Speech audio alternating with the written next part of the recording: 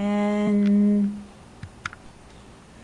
all right, well, I want to thank you, Ivan, for being here. It's the 10th of July, 2015, and we are going to be doing a video for part of the Roots to Boots project, which is a project of the Dallas Jewish Historical Society.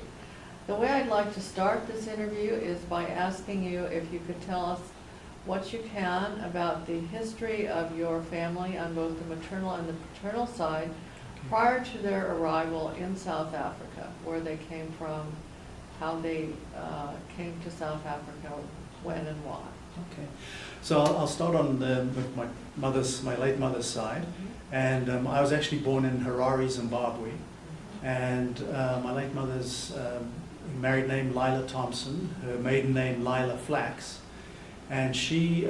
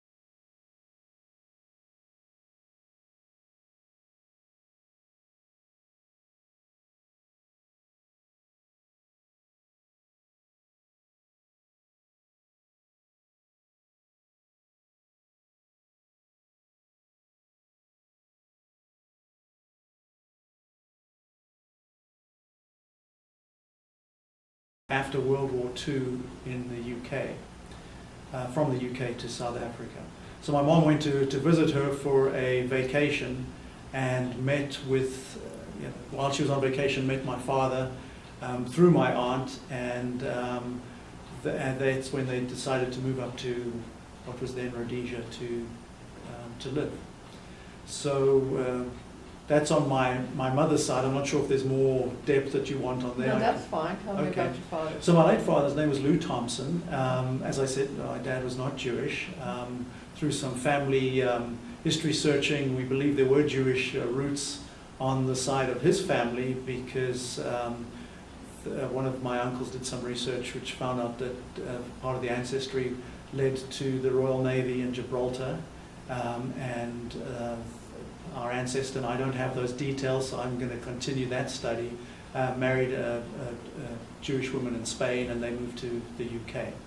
But my father's parents, his mother was from Edinburgh in Scotland. Her name was Jean Hogg, and my father's name was Godfrey Thompson, and he was born in South Africa. And I never met either of them. They passed away before I was born. But on my father's side, their history was in the South African gold mining industry, and my late grandfather, before he passed away, was the general manager of Rose Deep Mine, which is in Germiston, which is east of Johannesburg. So how did your parents meet?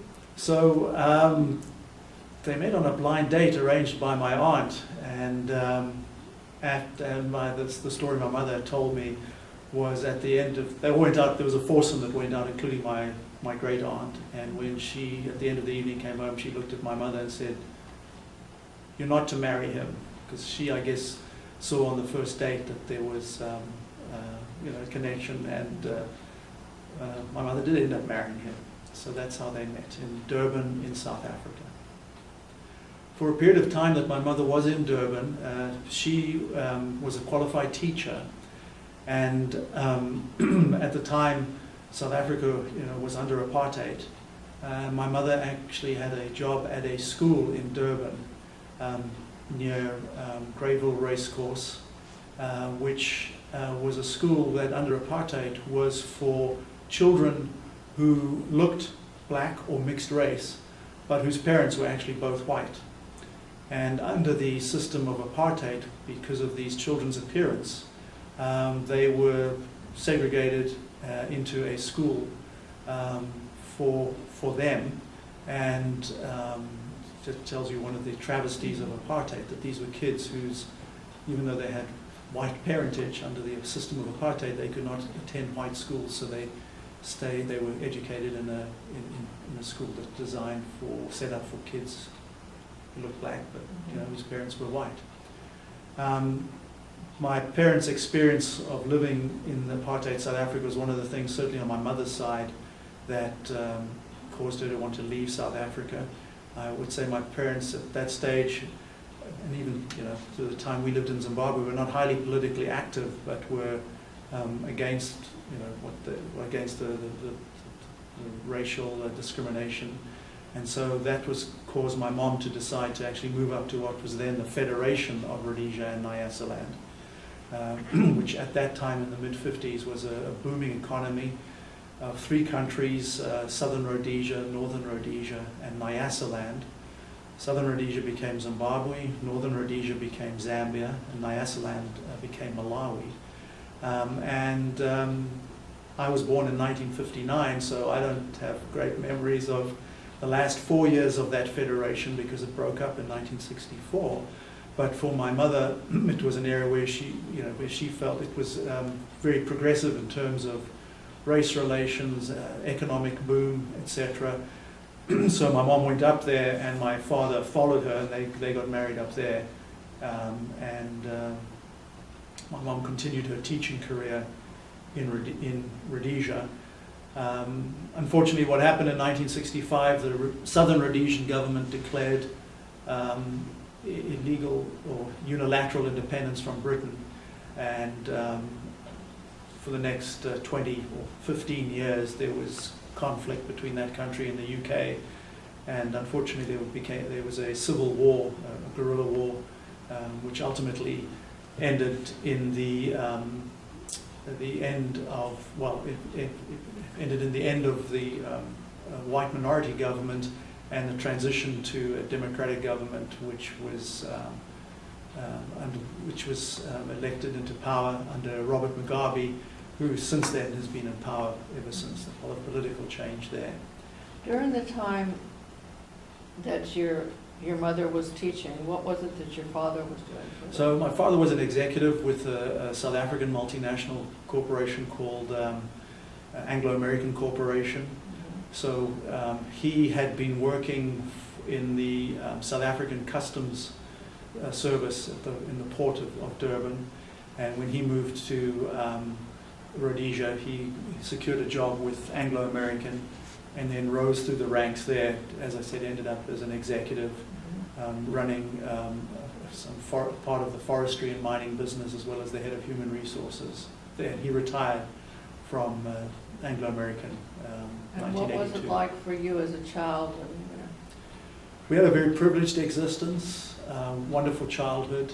It was privileged, quite candidly, because of the privileges that were bestowed upon the white minority. So we had a standard of living and opportunities that probably as a middle class family we wouldn't have had come as easy as they did to us there. Our childhood was almost idyllic. We had a very high standard of living. We had a very good standard of education, and we belonged to the Sephardic Jewish community in what was Salisbury, that then was renamed Harare. So our childhood was actually remarkably eclectic in terms of having a Jewish upbringing. My brother and I attended a Jewish nursery school at the Sephardic synagogue. There was also a large Ashkenazic, or relatively large Ashkenazic community, but I'll get into more of that later. So we belonged to the Sephardic community in Harare, and had Cheder, after school we went to public school. Both my brother and I had bar mitzvahs at the Sephardic synagogue in Harare. Why did you choose the Sephardic over the So, Ashkelon? my mother grew up in Manchester, England, and when she was looking to join the Jewish community, a Jewish community in Harare, there was a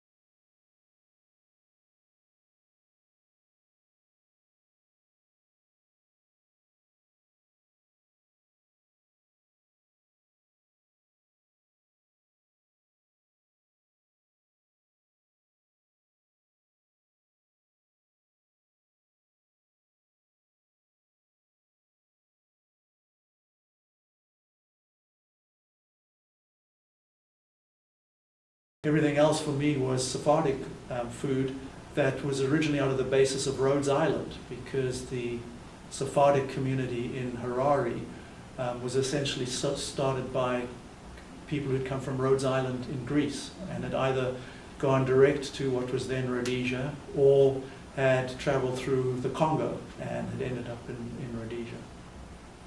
So you had a very rich Judaic life in Harare. We did, yeah. Was it at all Zionistic? Yes.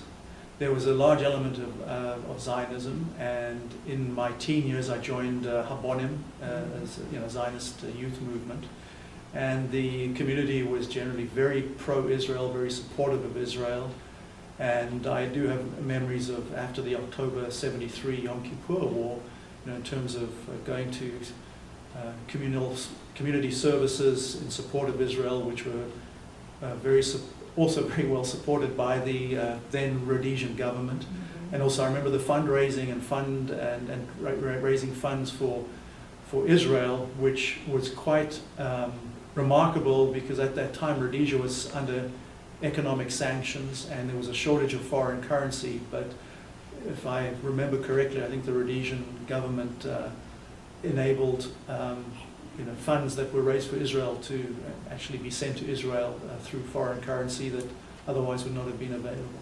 So there was actually quite a rich Zionist tradition amongst the Jewish community, certainly that I was exposed to. Now, you went through. You were in a Jewish day school, or? No, a Jewish nursery school. There was a Jewish day school in Harare called the Sharon School. It was what we called a junior school, probably went up to, I think, 7th grade. I'm just trying to reconcile that we called it standards there. So it went through to standard 5. But we did not go there. We went to public schools in areas that were actually heavily Jewish. So the junior school I went to in Harare was called Alexandra Park School, and then I went to high school at Mount Pleasant School, and there were significant numbers of Jewish students at those schools. And but did you go on to college in So when I was 17, my parents separated, and my mother, brother and I moved to Manchester in England, and I completed my A-levels at Stand Grammar School in Whitefield, which is near Manchester. The school no longer exists. But I went to college in South Africa. I attended University of Natal in Durban, so went to South Africa to complete my college. Did you ever go back to Rhodesia? During my college years, I did. I had some summer jobs there. The last time I went to Zimbabwe was in 1992 because my brother had gone back there and was working there.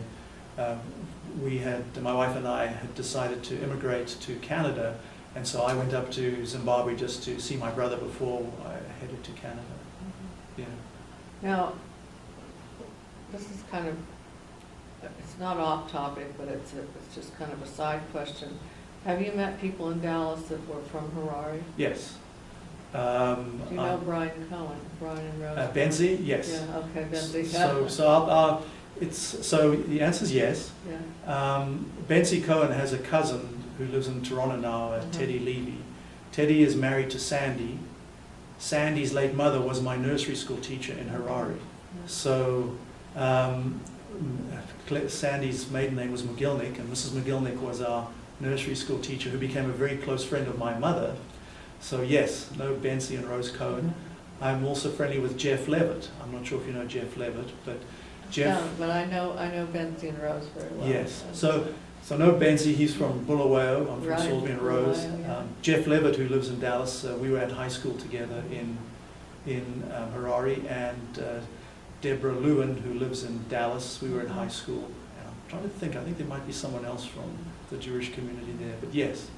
Yeah. So you went back to South Africa then? Yeah. And, at what point did you meet your wife? Where did you meet your wife? So at the University of Natal, had a social, group of friends, and one of the friends in the group was Philippa Michael. And when I was about to graduate, and I accepted a job with Unilever in South Africa, and the job was based in the Johannesburg area, Philippa said to me that you need to connect with my sister, Alison Michael.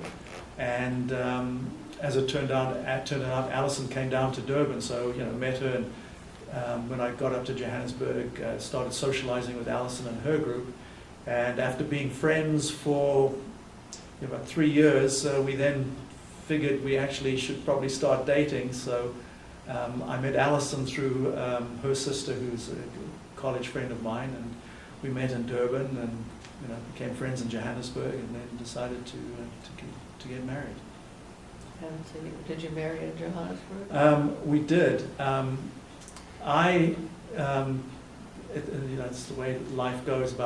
I decided that given this political situation in South Africa, needed to look at maybe moving somewhere else, and I'd never been to Israel, so I signed up to do an ulpan at Kibbutz Magan Michael in Israel, and as life goes, 3 weeks before I left, Alison and I decided there was actually more to our friendship than just friendship. So I went over to Israel for 6 months, and Alison came over to see me there. We decided that we would get married. I proposed to her in Jerusalem on Ben Yehuda Street, and I know I'm getting recorded, so I want to make sure I have this on the record. But decided that probably made sense for us to start our married life in South Africa. So I went back to South Africa and was able to get a job with Unilever again. The job was in Durban, but Alison and I got married in Johannesburg at the Jewish Guild in Johannesburg. And then did you talk then about leaving South Africa at that time, or did you start to lead your life in South Africa? We did both. At that time, we were married in 1986, and as a young Jewish couple in our mid-20s, mid to late 20s, and given the political situation, that was the topic of conversation. But we both had good jobs, starting a good career, and it was, I guess, always something that was a topic, but we carried on with our lives. When Nelson Mandela was released, I cannot explain the elation in South Africa. It didn't matter what your political persuasion was, what your racial background. There was just an amazing sense of hope with the fact that we'd reached a point where we could see there was going to be a political solution to apartheid in the end. And us and many of our other friends started thinking, right, great, we're going to have a great future here in South Africa. We started looking to buy a bigger house and all this kind of stuff, and life went on.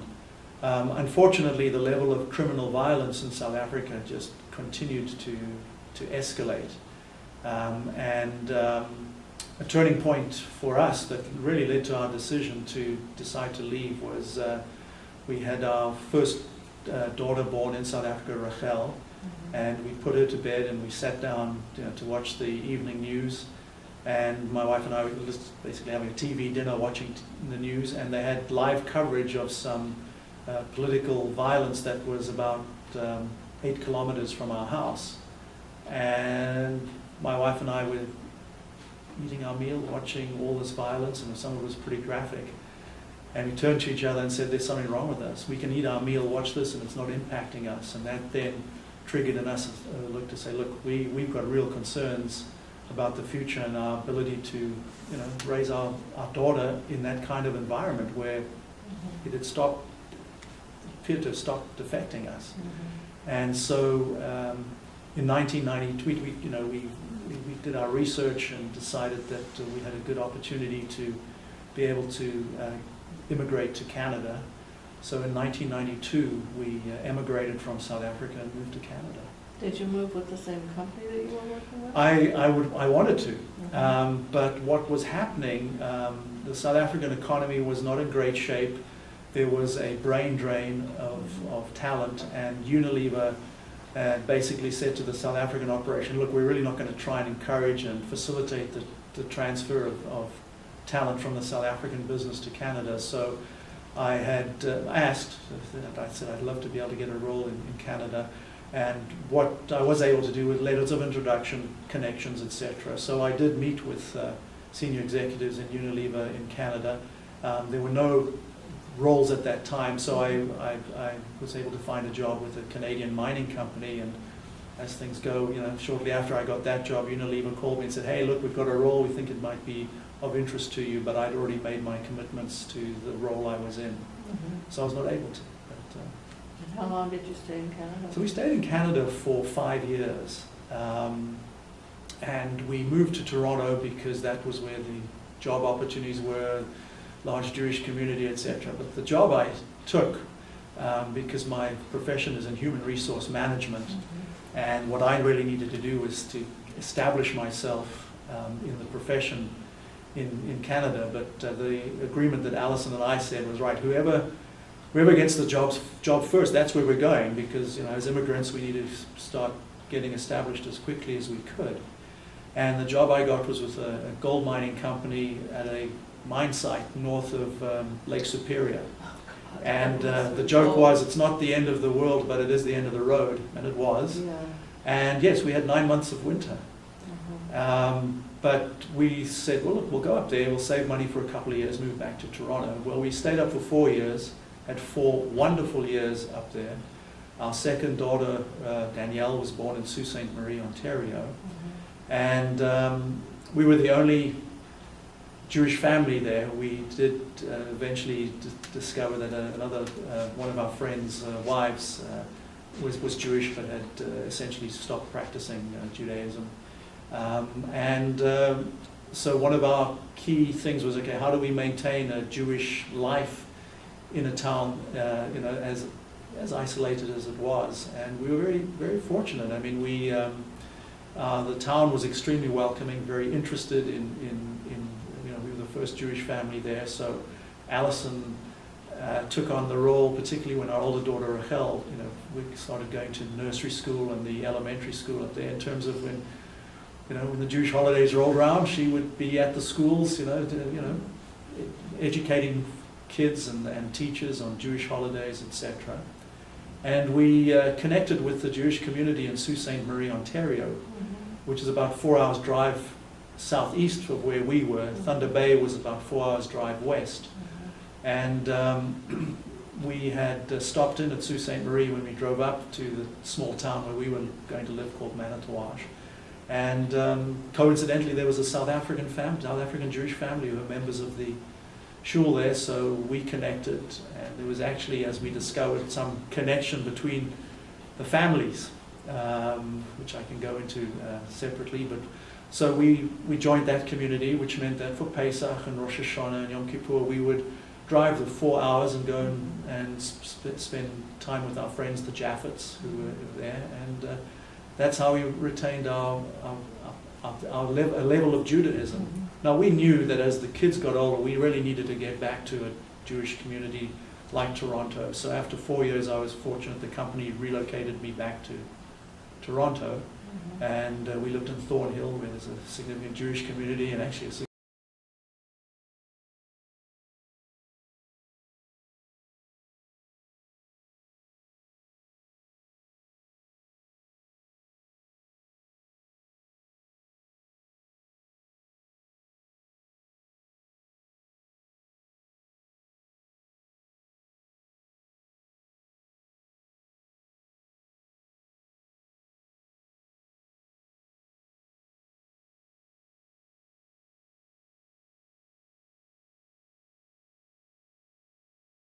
felt that I really need to get out of the gold mining industry because of my professional development, and I was offered a role with Microsoft in Las Colinas, so I accepted that role, and so we relocated from Houston to Dallas, and that's how we got to Dallas.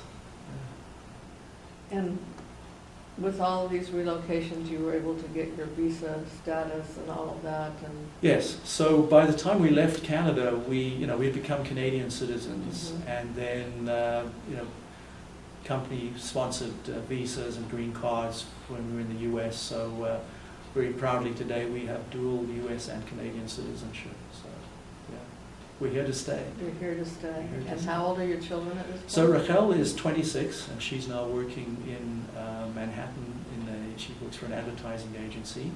And Danielle is 21, and she's a student at Tulane University, and she's going to be entering her senior year. Awesome. Yeah. And what is your wife doing? So Alison she was educated as a geologist in South Africa, and then moved into the IT industry. Mm-hmm. And she is a data warehouse manager for a large home construction company here in the Dallas area. And what part of the city do you live in? We live in far north Dallas at Preston and Frankfurt. Oh, So, very yeah, we good. attend Rabbi Dabrowski's Chabad Shul near where we live. He's a wonderful man. He is, he is. Yeah. Everywhere in the world I go, if I go into a Chabad house, they ask me if I know Mendel Dabrowski. Dabrowski, yeah. He's Seriously. I know. Yeah, we've benefited from that also. Yeah, it's terrific. But this whole thing about Jewish geography, I mentioned, we connected with a Jewish family in Sault Ste. Marie, the Jaffet family. Unfortunately, our friends have since passed away, Joan and Alan Jaffet, but we're still friendly with their children who live in Toronto. But we were sitting around, I think it was Hanukkah, and chatting and talking about stuff, and it turns out that Joan's late father served in World War II and was very friendly with my late dad's brother-in-law. Oh, And who was not Jewish, but they had very close connections.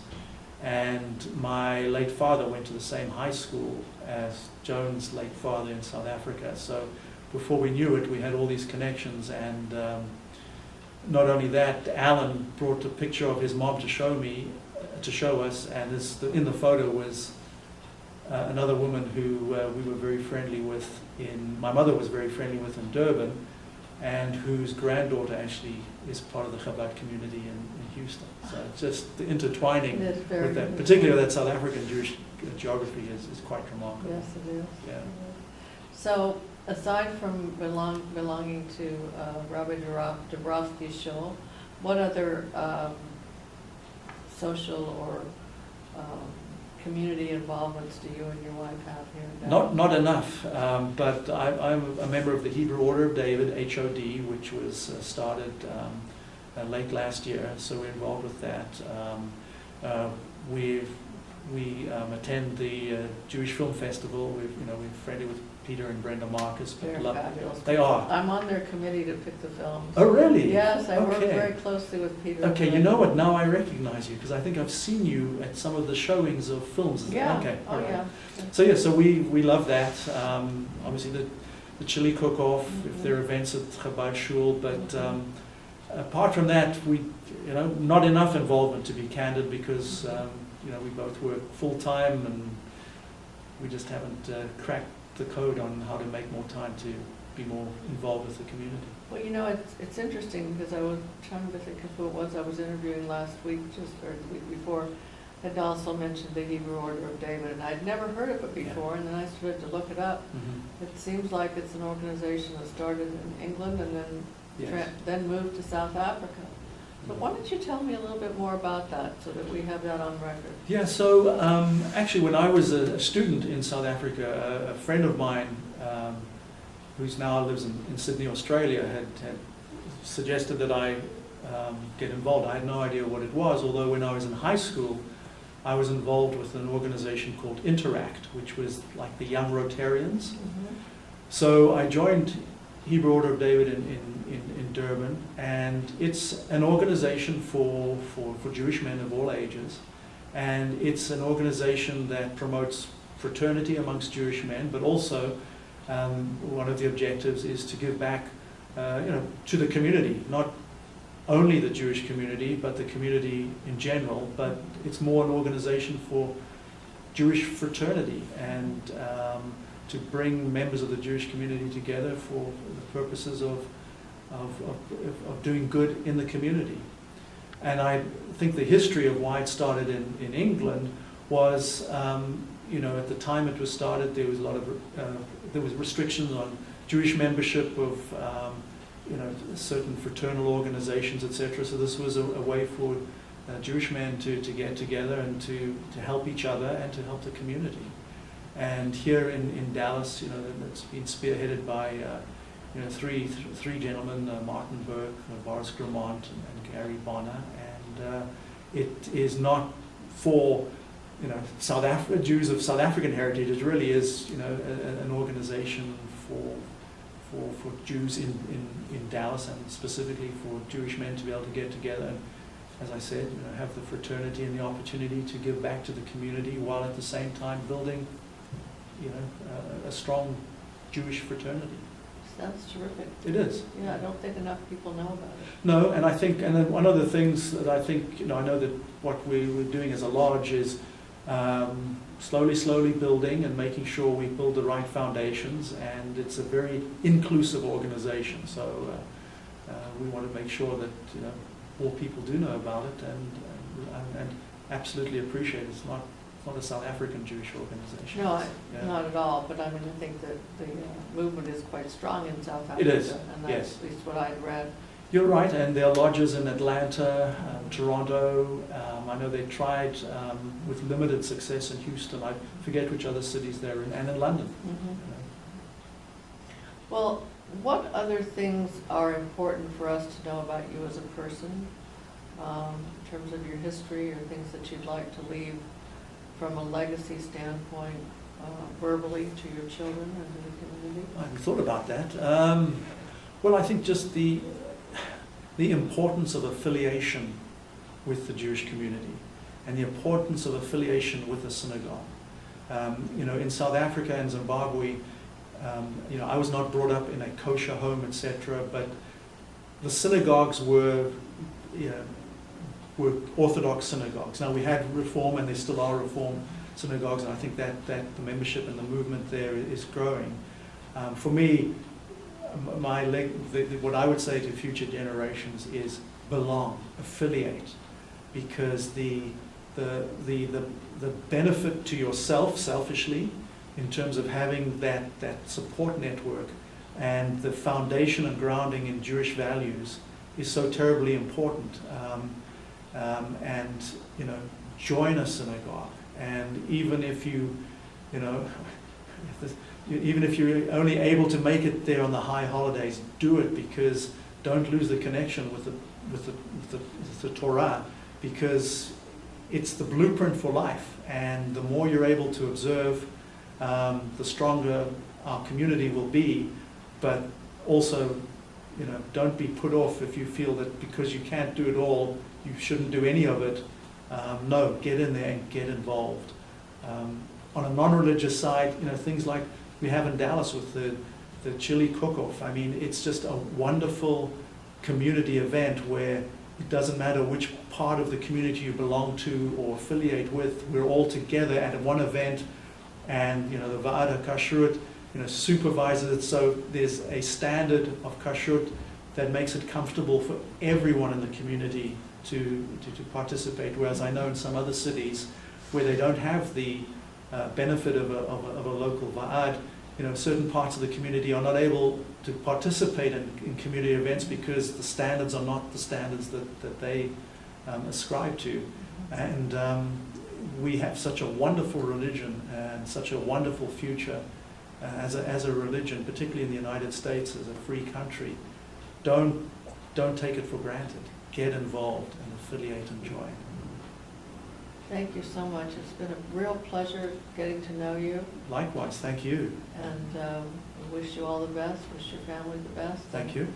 I'm hoping, of course, that I'll run into you at many more events in the community. I think I will. We certainly will. Knowing what your interests are, so certainly the film festival, chili cook-off, and other things. And of course, I forgot we belong to the Dallas Holocaust Museum as well, which is Oh. just a terrific institution and Yes. organization, and it absolutely needs support from more in the Jewish community, because it just does this wonderful work and connects us to our heritage. Have you seen the newest exhibit on 360? No, we just haven't made it there yet. It's terrific. Yeah, no, Yeah. we're going to go and see that. But you know, we were at the Curious George Yes. exhibition, and then we came to the JCC to listen to the Chief Rabbi of Poland speak. Awesome, And wasn't he awesome?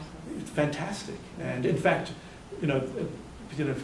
my maternal grandmother's side, we know they come from Łódź or Lodz in Poland, and we're battling to find the documentation. So he inspired me to do more, and I've got to get into action and either reach out to him or I've got other connections that I can work through. But I think the connection between the Dallas Holocaust Museum and the events and opportunities they provide for us as a Jewish community to connect with our past and build our future, I would say that's part of the legacy that we have to ensure and endure. So it's all good. We've got so much going for this community in Dallas.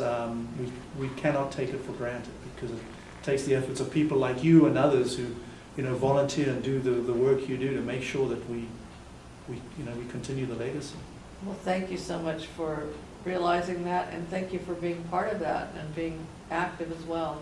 It takes people like you who appreciate it and get involved in the community. And I appreciate you taking your time today to sit down and talk with us. My pleasure, delighted. Thanks for the opportunity. You're welcome. Have a good Shabbos. Thank you. Good Shabbos. Thank you. Good Shabbos to you, Mimi. Thank you.